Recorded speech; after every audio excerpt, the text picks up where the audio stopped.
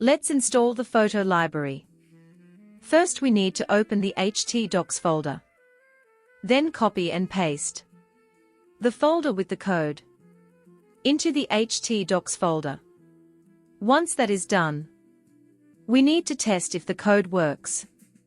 Open the photo library folder and execute the program by running it in http://localhost. If it doesn't work, we need to check if Apache is running. It's not in the hidden icons, nor on the taskbar. So let's run XAMPP and start Apache and refresh the browser. Now there is a new error.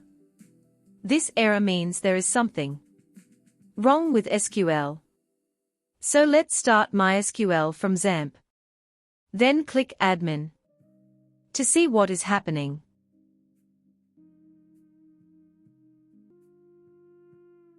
As you can see, there is no database for the photo library. So let's make one. Click New.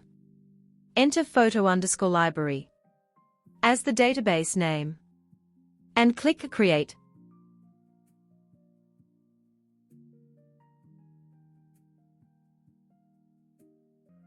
This will create the photo library database. Now we need to create two tables. So click on the SQL tab.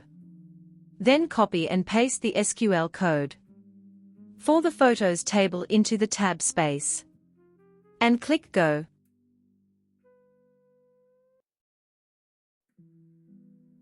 This creates the photos table, which holds all the metadata for each photo. Next, let's copy the SQL code to create the permissions table. Click on the photo library database. Then click on the SQL tab. Paste the SQL code to create the permissions table and click Go. After creating the permissions table, we need to enter some administrators.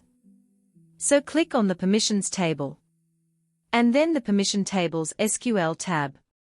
Now copy and paste the admin's SQL code into the tab and click Go.